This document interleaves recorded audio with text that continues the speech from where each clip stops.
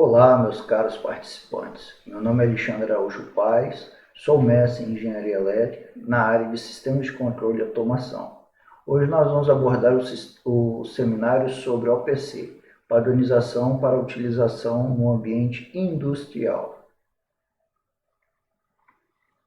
Nós vamos abordar os seguintes tópicos: conceito de protocolo de comunicação, definição técnica do OPC, o que seria na prática, motivação, a concepção e o aprimoramento do OPC, o OPC clássico, principais especificações do OPC clássico, OPC-UA, as fórmulas de migração do OPC clássico para o OPC-UA.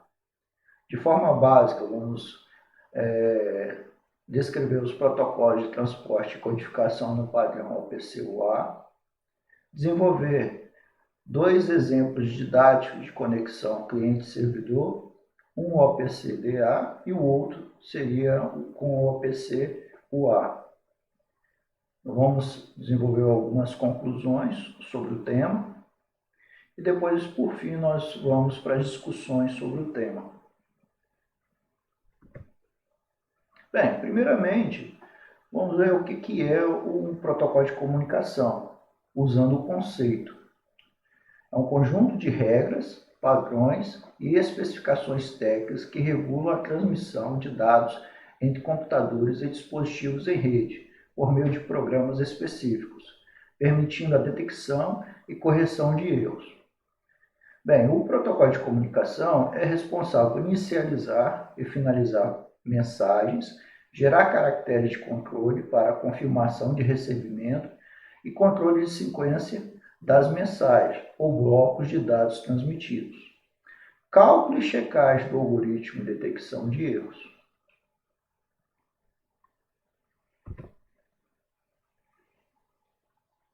Vamos usar uma analogia para entender melhor o conceito de protocolo de comunicação.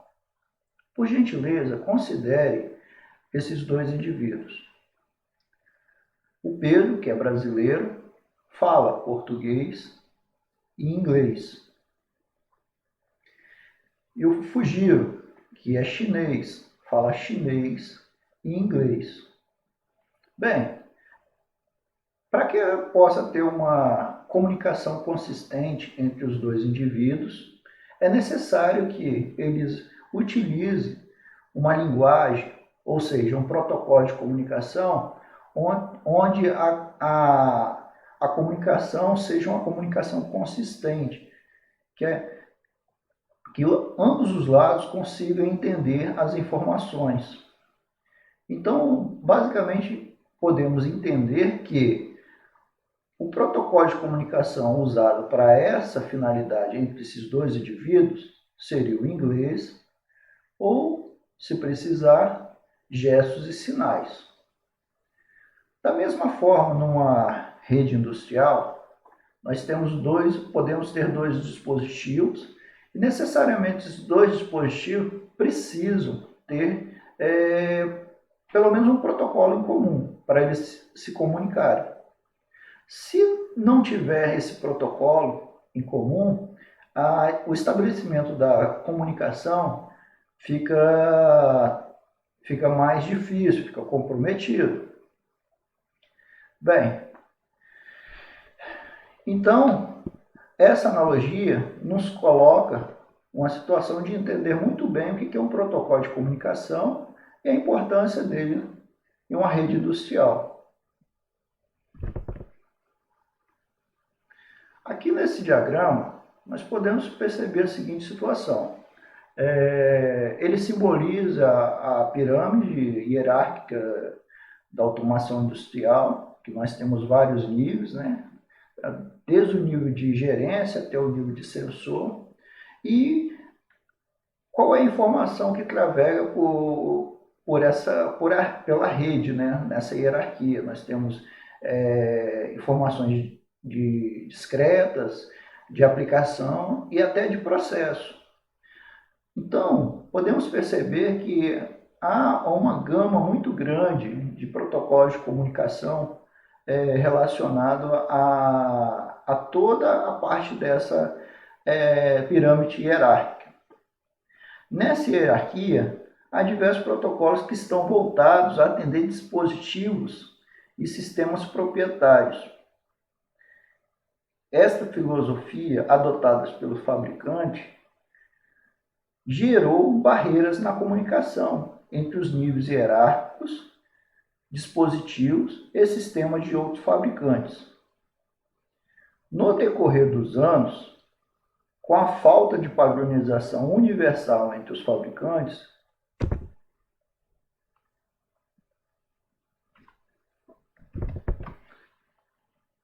construiu-se uma torre de Babel sobre as redes industriais.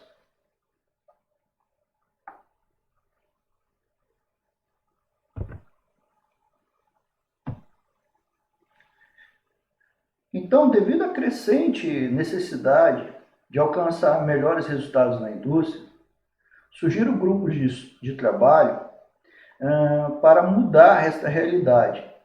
Deste estudo surgiu o OPC. O OPC não é um protocolo de comunicação, é um padrão de interoperabilidade para o intercâmbio seguro e confiável de dados no espaço de automação industrial e em outros setores.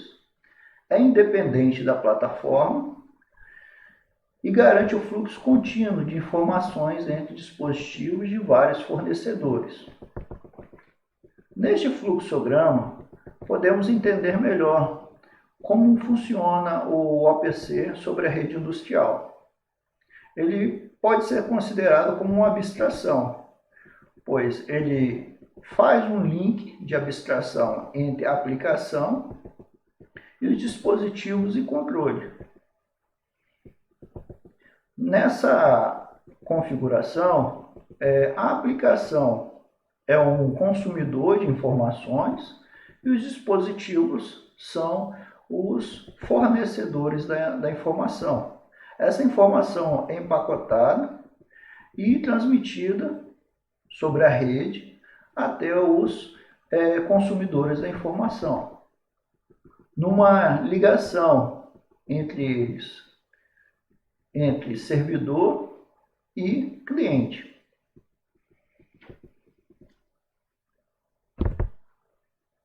A motivação, a concepção e o aprimoramento do OPC basicamente foi fundamentada em duas vertentes. Comunicar-se livremente com qualquer fonte de dados visível para o OPC na rede, sem a necessidade de instalação de drive, software específico. Comunicar-se com tantas fontes de dados OPC quanto necessário. Bem, aqui nós temos dois esquemas de exemplos de redes. Aqui nós temos uma rede sem a abstração do OPC e aqui nós temos uma rede com a abstração do OPC. Na rede sem a abstração do OPC, a comunicação entre os dispositivos e as aplicações se faz através de drives. E cada aplicação, para conversar com o dispositivo, necessita da instalação de um drive. Perceba que à medida que vai se aumentando a quantidade de aplicações que necessita dos dados nesse dispositivo, a quantidade de drives vai aumentando.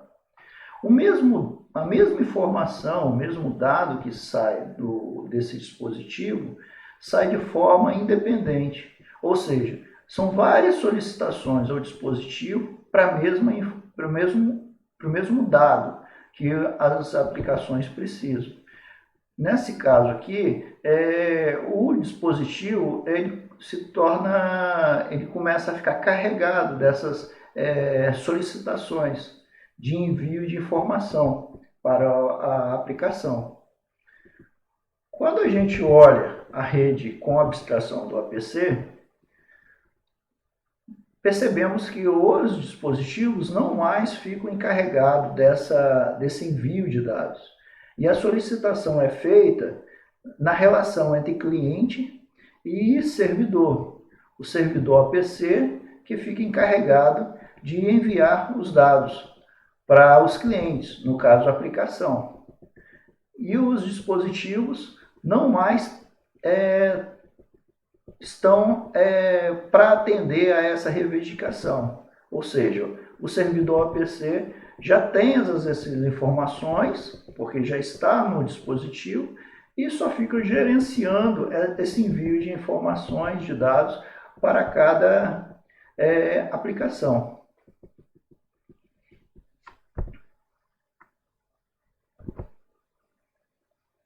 Bem, vamos entender o estabelecimento do mapeamento de rede, como é que acontece esse estabelecimento, né? Nós devemos saber que a abstração realizada pelo OPC clássico é baseada na tecnologia COM, Component Object Model, e a DCOM, Distributed Component Object Model. A COM permite a comunicação entre o processo e a criação dinâmica de objetos em qualquer linguagem de programação que suporta a tecnologia. Bem, a COM é um padrão binário. Qualquer linguagem que lida com um padrão binário pode criar e usar um objeto COM. Então, o que acontece aqui? Isso aqui vamos dizer que nós temos um cliente e um servidor. Isso aqui vamos dizer que está na mesma máquina. Então, utilizando a COM dessa máquina, o cliente faz uma solicitação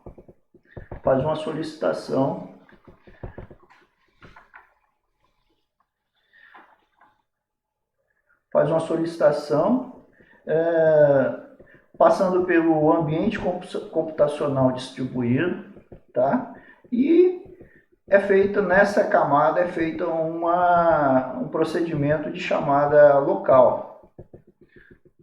No servidor, no caso aqui um componente, é recebido essa chamada e o objeto de link é estabelecido entre o cliente e o servidor. E a partir daí, eles começam o servidor começa a fornecer as informações solicitadas pelo cliente.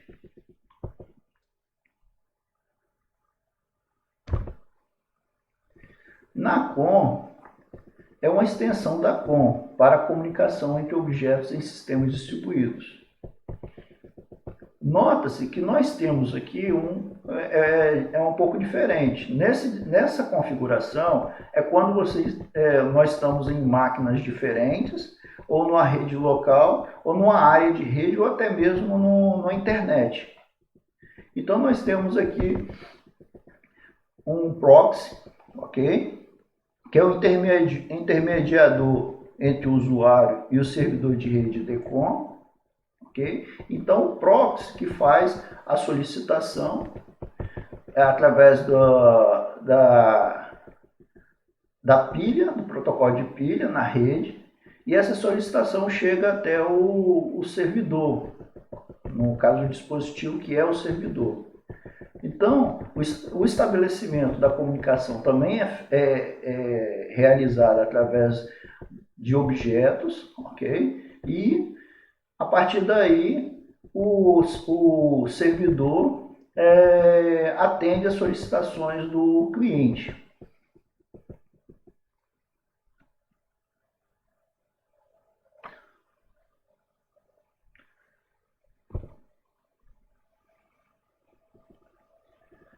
Vamos ver como é que é a conexão cliente-servidor. Nós temos aqui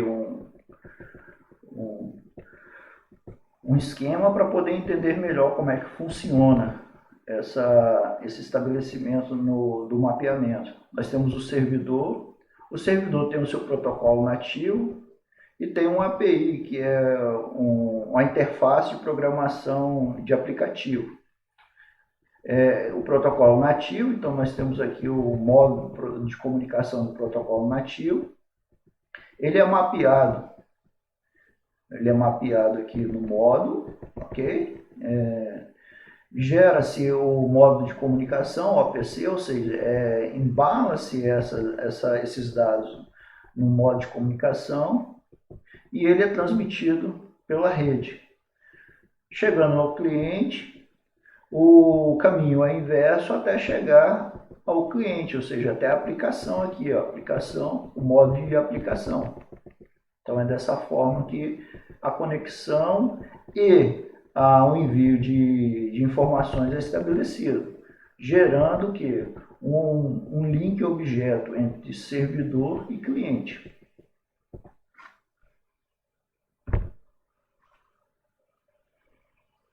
Bem, as principais especificações para o OPC clássico. A primeira especificação que nós vamos comentar é o OPC DA, que é Data Access. A interface que permite leitura, gravação e monitoramento das variáveis contendo os dados do processo atual. A principal função é mover dados em tempo real, de PLCs, sistemas de controle distribuídos e outros dispositivos de controle para HMIs e outros clientes. Na conexão, o cliente solicita a criação do objeto com o servidor. Quando esse objeto é criado, você faz o segundo passo, que é a criação da tabela, da lista de variáveis que serão requisitadas pelo cliente. Então, a partir do momento que essa tabela é estabelecida dentro do objeto, os dados que deseja acessar são transmitidos do servidor para o cliente e também escritos no servidor, no dispositivo através do servidor, através de uma solicitação do cliente. Então, nós temos essa configuração aqui. Nós temos também o OPC AE, Alarms e Events, interface que permite a recepção de notificações de eventos e alarmes. Nós temos também o OPC HDA, que é Historical Data Access, que é a interface que fornece acesso a dados em tempo real, em constante mudança. Também fornece acesso a dados já armazenados. Perceba que o HDA, ele só utiliza o acesso a esses dados, ele não escreve, não tem a função de escrita, ele não trabalha em dados reais, mas ele coleta os dados em tempo real. Da mesma forma que o OPC-DA, o cliente AE e o HDA conectam ao servidor criando um objeto para cada respectivo servidor.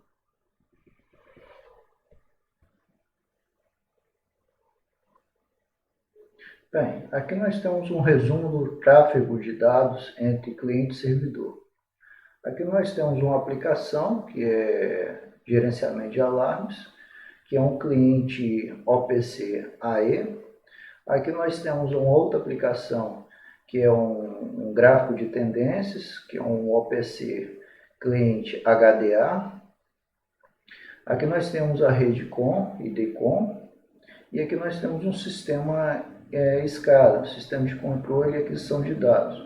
Esse sistema SCADA, ele é um servidor OPC-AE e também tem um servidor OPC-HDA, que se comunica através da rede COM e DCOM com os clientes. Okay? No sistema SCADA, há um banco de dados que fornece todas essas informações aos consumidores de informações, que seriam as nossas aplicações, os nossos clientes OPC na rede. O nosso sistema SCADA também é um cliente, só que é um cliente HDA, ou seja, é um cliente que pode escrever, ler as variáveis em tempo real, através da rede, COM e DCOM. Nós temos aqui o OPC, que é um servidor DA, e aqui nós temos um sistema de controle distribuído, que é um servidor também DA. Aqui próximo aos dispositivos, cada um está rodando com seu respectivo protocolo de comunicação, aqui nos dispositivos, e aqui nós podemos perceber uma rede, como funciona a abstração da rede do APC sobre a rede industrial. Bem, aqui nós temos um gráfico que sintetiza toda essa informação, que na verdade a abstração do APC e a comunicação entre as aplicações, e aqui nós temos os dispositivos fornecendo informações e as aplicações como consumidores de informação. Bem, agora nós vamos falar sobre a atualização do APC, né, no caso, que é o APC-UA. A especificação do APC-UA nasceu do desejo de criar uma verdadeira substituição para todas as especificações existentes baseadas em COM, sem perder nenhum recurso ou desempenho.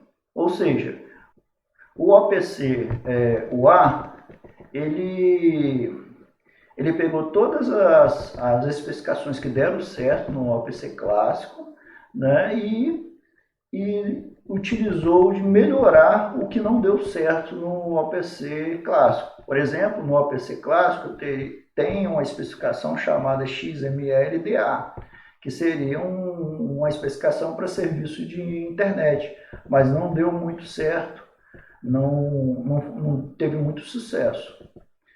Aqui nós vamos falar alguns requisitos para o APC-UA.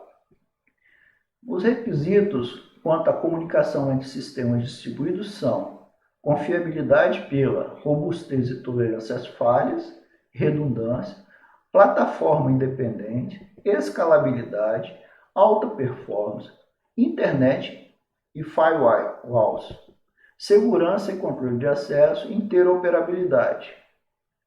O requisito quanto ao modelamento de dados, nós temos modelo comum para todos os OPC DATA, orientado a objetos, tipo de sistemas extensivos, dados complexos e métodos, escalabilidade de um modelo simples até um complexo. Então, esses aqui são os requisitos utilizados no APC-UA.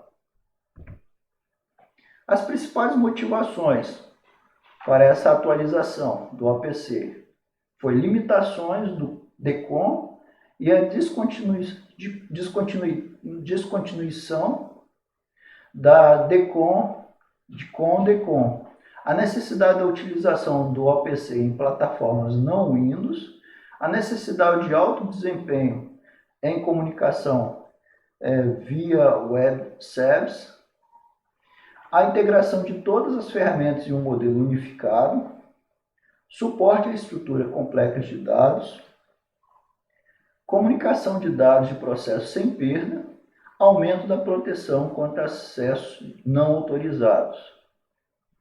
Mas a gente devia perceber que a proteção do APC-UA é bem forte, que utiliza-se de certificação e também acesso a usuários, senha para acesso a usuários individuais. Aqui nós podemos entender as camadas que definem o APC-UA. Podemos perceber que tem a base do APC-UA, e sobre essa base nós temos os modelos de informação unificados aqui, o modelo de informação, DA, aquisição de dados, né? AIC, alarmes e condições, e HA, que é aquisição histórica de dados.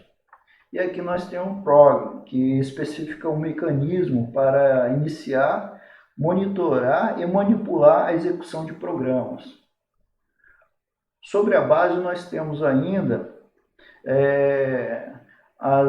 os modelos de informação especificados por organizações. Aqui nós temos a IEC, a EDDL, FDT e PLC Open.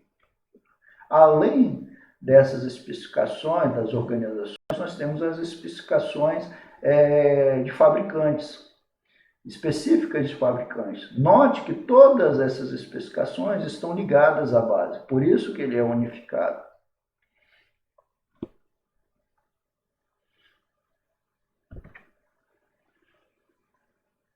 Então vamos falar um pouco sobre as especificações do OPC-UA. As especificações do OPC-UA são divididas em diferentes partes, conforme exigido pelo padrão IEC. O OPC-UA é conhecido como padrão IEC 62541. As principais especificações, né, que é de 1 a 7, e aqui nós temos as especificações de acesso, os tipos de acesso. Tá? A parte 1 e 2 são informativas. Parte 1 e 2 são informativas. Parte 1, conceito, e a parte 2, a necessidade de modelo de segurança. Eles não são normativos. A parte 3 e 4 é mais importante para projetos e desenvolvimento de aplicações UA. Explica como configurar modelos e acessar as informações. Nós temos aqui a parte 5, fornece o framework para todos os modelos de informação usados no OPC-UA. Na parte 6, são definições de mapeamento de serviço, de mensagens, mecanismos de segurança e confiável no meio de transporte. Na parte 7, são os perfis que especificam o subconjunto de recursos em que um produto garante suporte na interoperabilidade entre aplicativos. Na parte 8, o modelo de informação DA. Na parte 9, fala sobre o modelo de informação Alarmes e Condiz, que é o AC. Na parte 10, o modelo de informação relacionado ao PROG, relacionado à organização de programas. Na parte 11, nós temos o modelo de informação HA. Na parte 12 e 13, define como encontrar servidores na rede e como um cliente pode obter a informação para habilitar e estabelecer comunicação com certo servidor. Ou seja, aqui é justamente que na parte 12 e 13 é que a gente utiliza para saber como devemos proceder para estabelecer a comunicação entre cliente e servidor. Bem, então nós temos aqui a camada de softwares. Nós temos aqui a camada cliente SDK, que implementa, que também ela aparece também no servidor. Então a definição é idêntica para ambos os casos. Ela implementa comum funcionalidade, que é a parte de camadas de aplicação. Então quer dizer, ela implementa a camada de aplicação. A pilha implementa somente o canal de comunicação, ou seja, ela implementa a comunicação com a rede. Tá? A camada SDK do OPC-UA reduz o esforço de desenvolvimento e facilita a rápida interoperabilidade na aplicação do OPC-UA. Note que essas camadas podem ser implementadas através de várias linguagens de programação. Aqui nós temos o C, C++, .NET e Java, mas não está restrito a essas linguagens de programação. Elas podem ser implementadas em outras linguagens de programação. A camada de pilha, que implanta os serviços de mapeamento, são definidos na parte 6 das especificações, que nós falamos anteriormente. A definição da pilha do OPC-UA em UA parte, quer dizer, na parte 6. Nós temos aqui a parte 6 que fala sobre a mensagem de transporte, mensagem de segurança, mensagem de serialização. Nós temos aqui a implementação do binding, que é um app que fornece um código para permitir uma blindagem, uma linguagem de programação. Esse app usa uma biblioteca estrangeira ou serviço de um sistema operacional não nativo a essa linguagem. E aqui nós temos o aplicativo, a interface de programação do aplicativo. Tá? O Binding também é uma API, ok?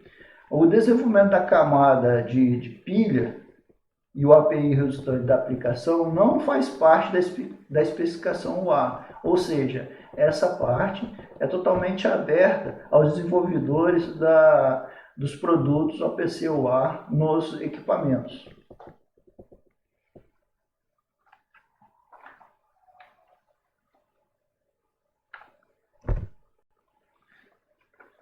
Aqui é mais para a gente poder entender como os desenvolvedores do produto, dos fabricantes, certificam o OPC UA nos seus produtos. Nós temos aqui uma ferramenta de teste, uma ferramenta de teste de conformidade, que justamente ela suporta a geração de resultados de certificação e também oferece suporte à depuração pelo desenvolvedor. Essa simples ferramenta pode operar em modo cliente-servidor, ou seja, ela é utilizada tanto para testar a conformidade de clientes como de como de servidores. A primeira fase é o desenvolvimento do produto. Depois utiliza-se essa ferramenta para ver se o desenvolvimento do produto está funcionando de acordo com as especificações do OPC UA. E depois dessa fase, pode-se entrar num workshop desse dispositivo. Esse workshop, o produto sendo aprovado, ele recebe um certificado. O fabricante também pode solicitar um teste de laboratório independente. E aí, neste caso, ele recebe um certificado mais elaborado, relacionado ao OPC UA.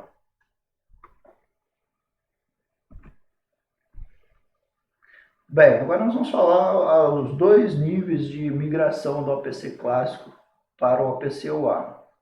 O OPC UA fornece estratégias de migração para diferentes necessidades e níveis de adoção ao OPC UA. O primeiro nível utiliza os REPs e os PROCs fornecidos pela OPC Foundation.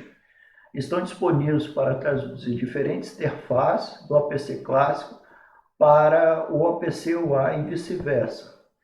Então, esse aqui vai gerar uma camada a mais na transmissão das informações através da abstração. E o nível 2 é mais o nível de desenvolvedores. Ele usa o serviço de mapeamento definido na parte 6, onde descreve a camada de pilha, ou seja, o desenvolvedor vai redefinir uma camada para que essa camada de pilha possa trabalhar segundo as especificações do OPC UA.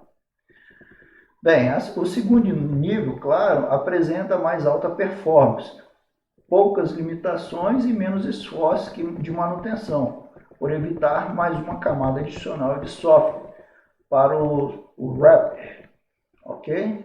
Então nós temos esses dois tipos de migração. Para a gente poder entender melhor como utiliza um wrap para o DA, ele é usado para permitir que o cliente UA acesse o servidor OPC clássico. Nós temos aqui. Então ele vai fazer essa interface nas diversas camadas, traduzindo a solicitação do OPC UA cliente para um OPC DA servidor na rede.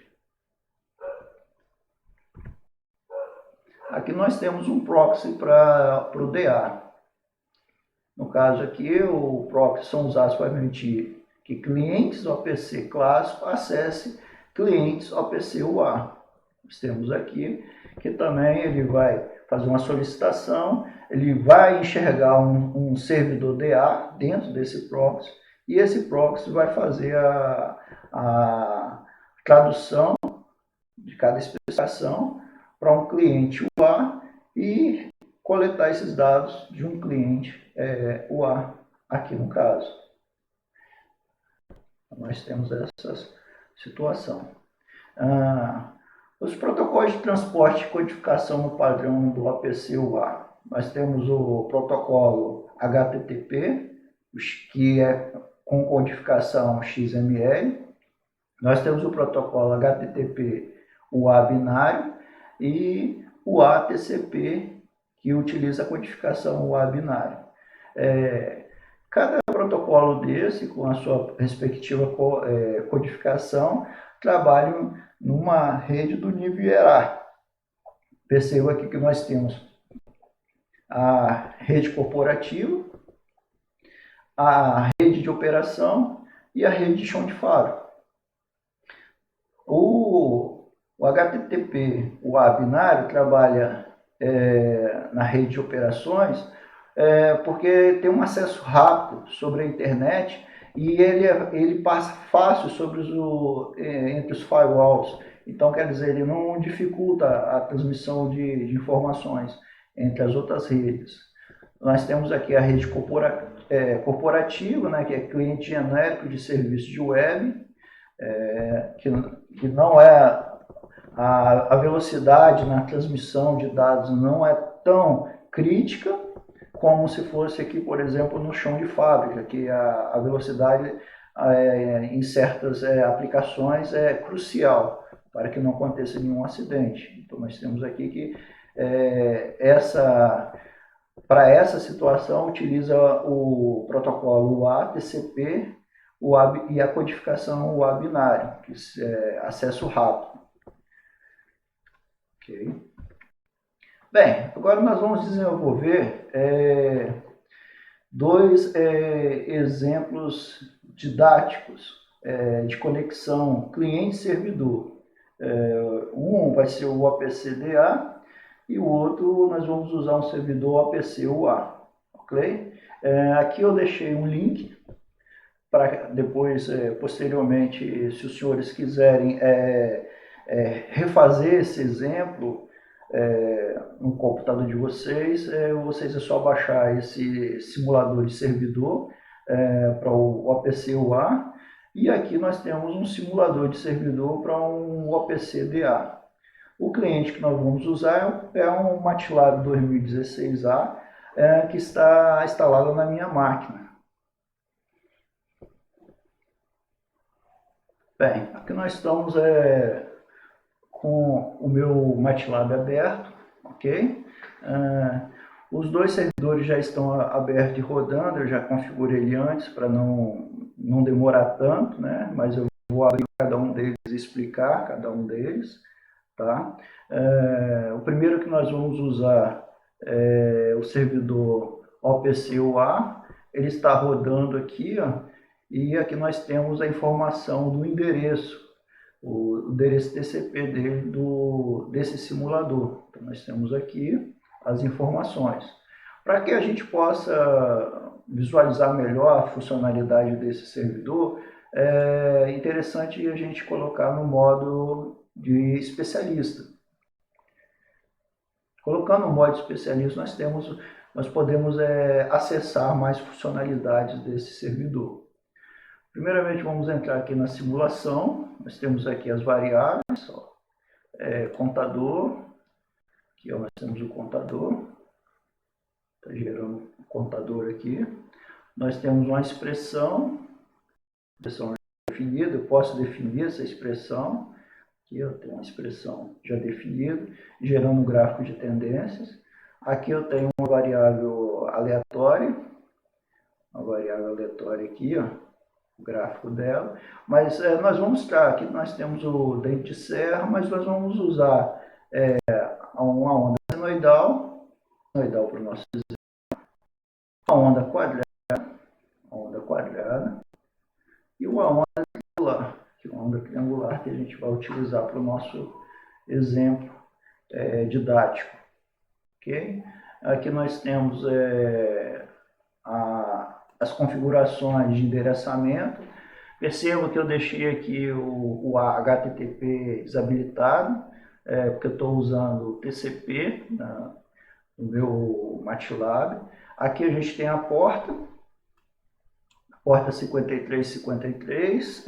Se forem estudar a especificação parte 12, ela vai dizer que essa porta aqui é a utilização default do OPC UA, mas pode ser utilizado portas diferentes. Nesse simulador ele usa essa porta que é o default, tá? Então aqui você pode mudar o nome se quiser. Aqui nós temos os modos de segurança, tá? Então eu posso setar os modos de segurança.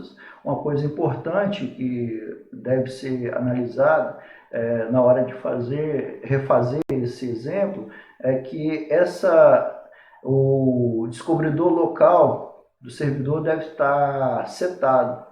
E outra coisa importante é que o número da porta tem que ser igual ao número da porta desse servidor. Ele vem, quando baixa esse programa, ele vem com a porta 4840, mas tem que ser mudado para esse valor. Então nós temos aqui a configuração, as informações do endereçamento desse servidor. Aqui nós temos a informação de certificados, que eu posso acessar a pasta de certificados. Aqui, os certificados estão aqui, desse servidor. Ok? Questão de segurança. E aqui nós podemos configurar usuários e senhas desses usuários, justamente para ter uma segurança maior nos dados coletados. Ou seja, o OPC UA tem uma característica muito forte quanto à parte de segurança.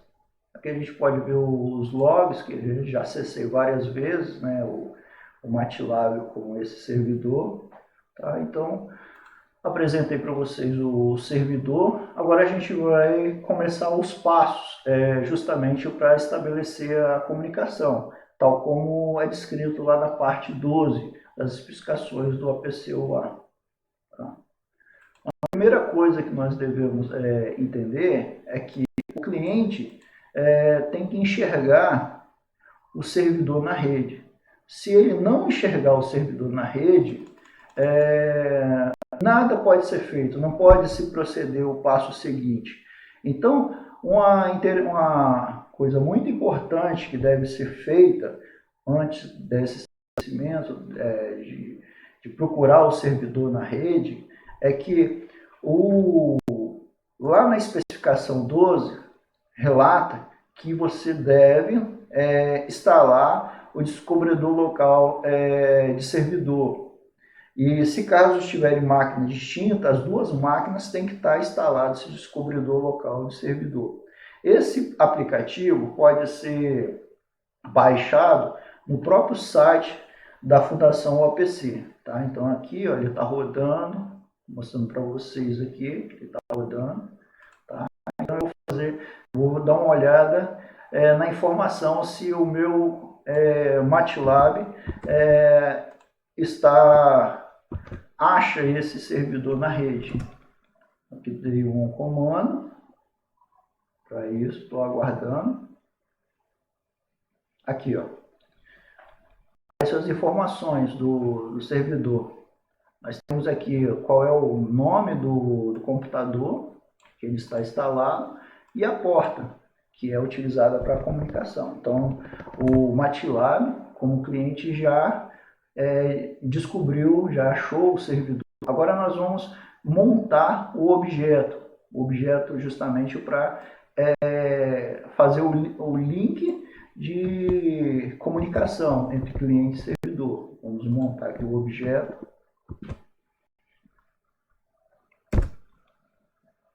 Guarda também um pouquinho. Já foi montado o objeto. O status dele está desconectado. O objeto está aqui no Workspace. Então, essas informações do objeto estão aqui no Workspace. Mas agora a gente tem que conectar. Ele está desconectado, nós temos que conectar. Uma coisa muito importante também é esse timeout. Timeout de 10 segundos é default do MATLAB, mas pode ser mudado para um valor maior. Tá? Então vamos fazer a conexão. Então utilizar esse comando. Okay? Então utilizando esse comando aqui. Bem, terminou a conexão. Agora vamos perceber se a conexão foi estabelecida, ou seja, realmente está conectado. Então coloco aqui o meu objeto e dá um Enter. E eu percebo aqui no status que ele está conectado e está rodando. Okay? Então aqui eu tenho as informações dessa conexão.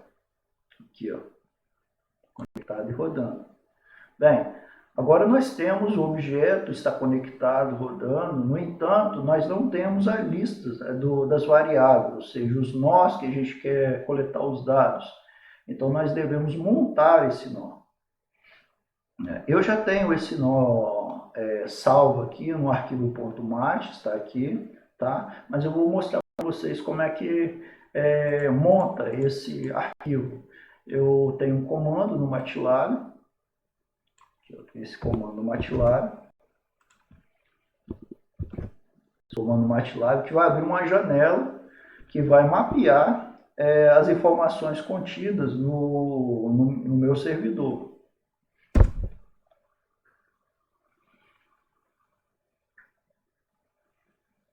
Aguarda um pouquinho mais. Aqui, ó, já abriu, ok? As informações contidas no meu servidor. Vou abrir aqui essa árvore e aqui eu tenho as informações. E, por exemplo, aqui eu tenho o sinal de onda triangular, onda quadrada, senoidal, dente de serra, aleatório, aquela expressão, o contador. Bem, aí se quiser montar essa lista, é só colocar aqui as variáveis desejáveis, ok? Pode colocando aqui e dar um ok. O MATLAB vai montar essa lista para que você possa usar, coletar dados, escrever, ler, tá? Mas eu vou cancelar porque eu já tenho essa lista já salva no meu computador, que é bom salvar essa lista para não precisar de ficar fazendo toda vez esse procedimento. Então eu vou cancelar aqui, cancelei, e vou pegar a minha lista já pronta, download aqui, ok? Então minha lista já está aqui, ó. Eu vou abrir essa lista para que vocês possam ver, aqui a lista aqui, ó, temos a lista das variáveis, eu peguei todas as variáveis, tá? Então elas estão aqui, ok? Então agora nós vamos pegar os valores pontuais de cada variável no tempo, ou seja, eu vou gerar esse comando, eu vou utilizar esse comando aqui para ler essas variáveis. Então eu vou ler as variáveis num valor pontual no tempo. Então vou colocar aqui, vou tirar esse ponto e vírgula para vocês possam visualizar o resultado logo na tela de comando. Então nós temos aqui a qualidade da conexão está boa. Nós temos aqui o momento que foi coletado os dados, no mesmo instante. E aqui nós temos cada valor contido nas variáveis naquele instante, ok? Mas isso só foi uma amostra. Como é que a gente pode coletar várias amostras, um determinado tempo, a gente pode utilizar de um script. Tá? Eu já fiz um script aqui. Fiz um script aqui para essa situação. Está aqui, ó. O script está aqui. Onde eu coloquei aqui 60 amostras, no tempo de 1 segundo. Ele vai coletar esses dados, jogar numa estrutura, tá? E aí ele vai fazendo essa coleta recursiva a cada 1 segundo. Converte os dados de células para os dados do MATLAB, ok? E aí vai ser plotado, a cada atualização vai ser plotado um gráfico dessas variáveis para a gente visualizar o desenvolvimento dessa seção aqui. Vou rodar essa seção, tá? A gente poder perceber. Não vou demorar muito não, que só 60 amostras, vai dar 1 minuto de coleta. Está rodando. Começou a rodar. Sinal seno, onda quadrada, os dados.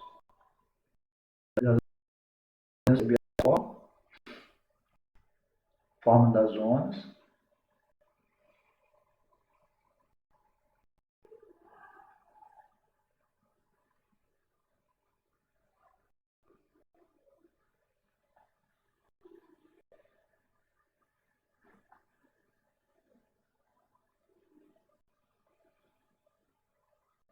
A gente percebeu, já tem a forma aqui, uma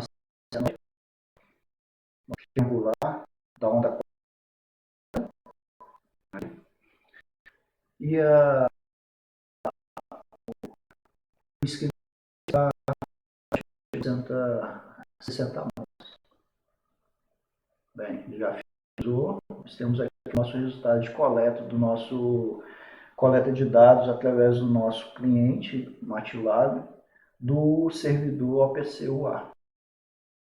Ok? Então vou fechar esse gráfico, só para mostrar o caso. Tá? Eu vou limpar o meu workspace para que a gente possa trabalhar agora com o servidor OPC DA. No caso não precisaria limpar, mas eu vou limpar, tá? Só para poder ficar menos, não ficar muita informação para a gente poder olhar e analisar. Então, tá? Vou limpar a tela de comando também, tá? Então tá aqui. Agora nós vamos para o exemplo da conexão servidor OPC DA. Bem, da mesma forma a gente deve criar o objeto, né, de comunicação. Isso aqui vai ser criado aqui.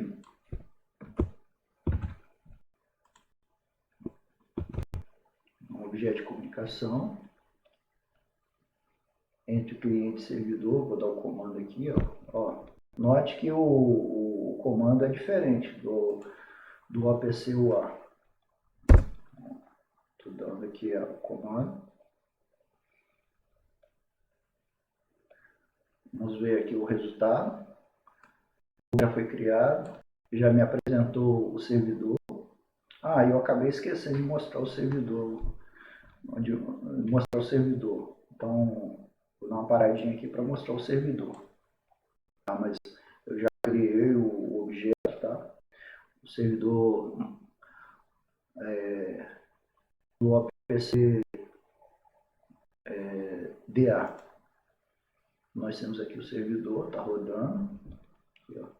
As variáveis que eu coloquei aqui só para a gente utilizar no exemplo. Vou mudar o valor dessa variável aqui. Mudar o valor dessa variável. Vou botar um valor de 5 aqui. Vai ficar variando de menos 5 a 5, uma onda quadrada também. Tá? Perceba que nós temos mais dois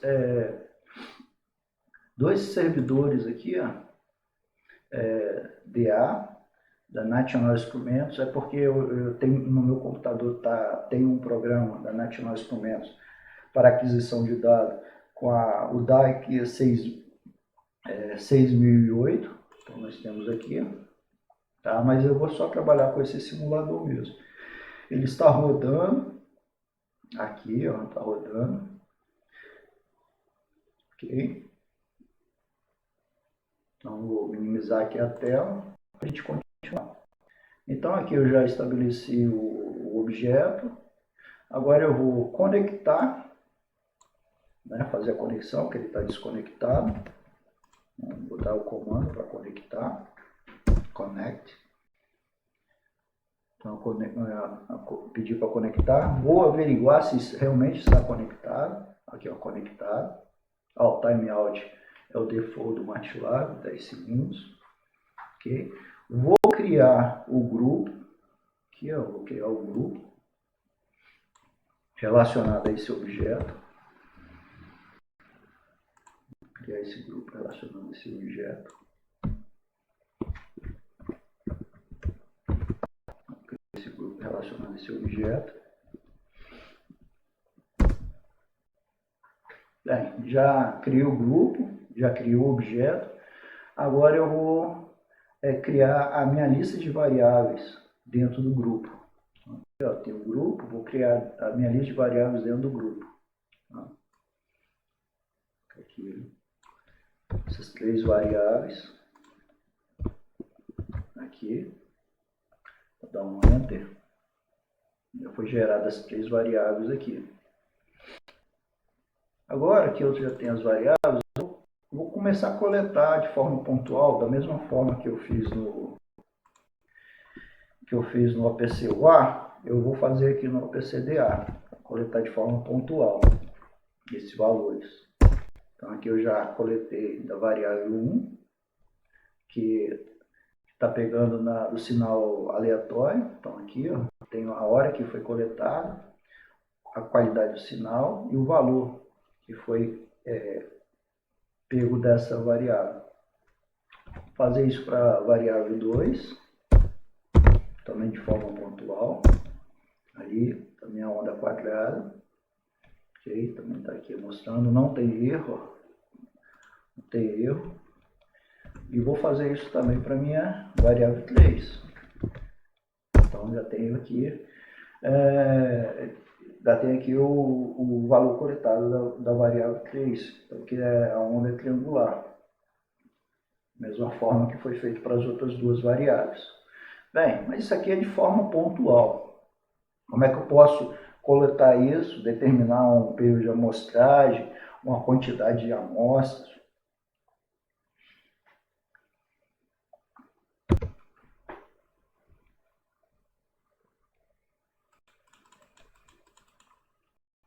Bem, então vamos fazer essa coleta de dados. Vamos fazer essa coleta de dados. Agora nós vamos criar um log sobre o grupo, para que essa coleta seja feita de forma que tenha uma taxa de amostragem e um local onde esses dados serão gravados. Aqui a gente tem a taxa de amostragem adicionada ao grupo. Aqui nós temos 0, aqui no caso, é que esse caso, mesmo que tenha uma variação muito pequena, essa variável vai ser coletada. Tá? Aqui nós temos o número de amostras. Aqui nós estamos dizendo qual é o endereço e qual o nome do arquivo que nós vamos usar. Esse arquivo já existe. Tá? Se esse arquivo existe, depois vamos ver que eu posso escrever a partir do último elemento desse arquivo. Então nós temos aqui aonde vai ser salvo, né? Aqui eu estou dizendo que vai ser salvo no disco da minha memória, né, aqui. Aqui eu estou entregando o nome do arquivo, né? Estou colocando nesse grupo o log. E aqui, justamente, ajustando para que não seja apagado os dados, e sim seja colocado a partir do último elemento do arquivo já existente. Aqui a gente inicia esse grupo, inicia o log, né, desse grupo. Tá? Então nós vamos fazer isso. Vou selecionar aqui a seção e vou dar um run. Tá? A hora de início aqui, ó, 19h53.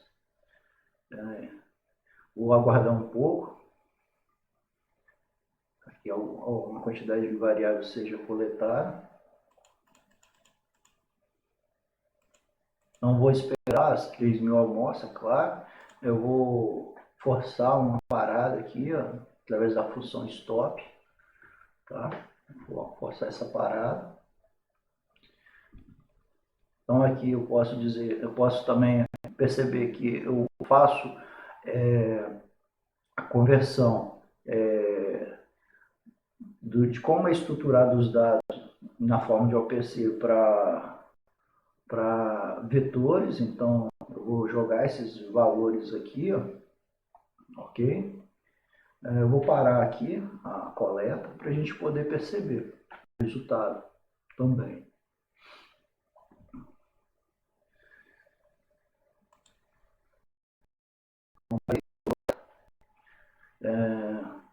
Um pouco mais de 1 minuto coletando os dados. E agora eu vou ver esses valores coletados.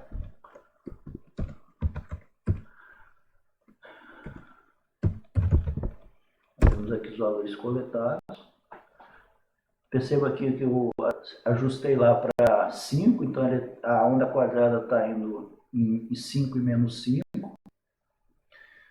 Eu posso vir aqui e perceber que ele foi salvo a partir do último elemento que já estava salvo neste arquivo. Aqui, ó. Deixa eu achar aqui.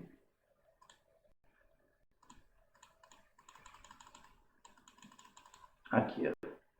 Esse aqui era o último elemento que estava salvo no arquivo. A partir daqui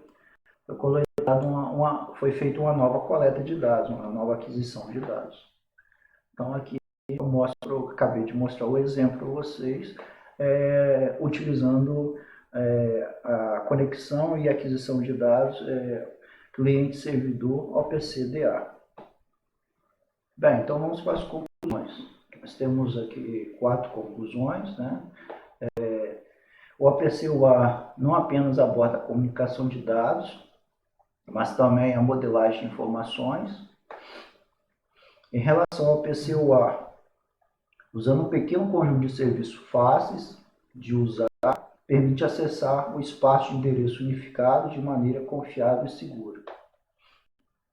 Há um grande interesse por seus recursos disponíveis em muitos domínios e já existem projetos para padronizar modelos de informação com base no OPC-UA.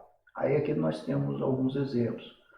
File Device Integration, PLC Open, Enterprise Resource Planning, o S95, que é uma forma condensada de escrever a especificação 11/ISA-95, e, por fim, a gente tem que o OPC-UA pode ser adaptado a outras tecnologias, apenas definindo outro mapeamento. Ou seja, o OPC-UA ele não é preso à linguagem de programações ou mapeamento.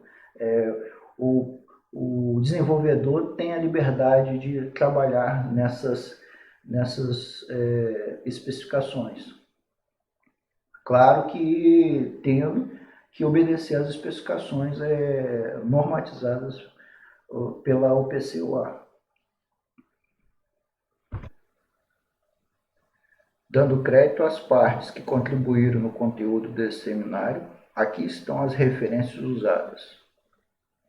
Chegamos agora no momento de discussões sobre temas, né? Então vamos deixar em aberto para que os senhores possam levantar as perguntas.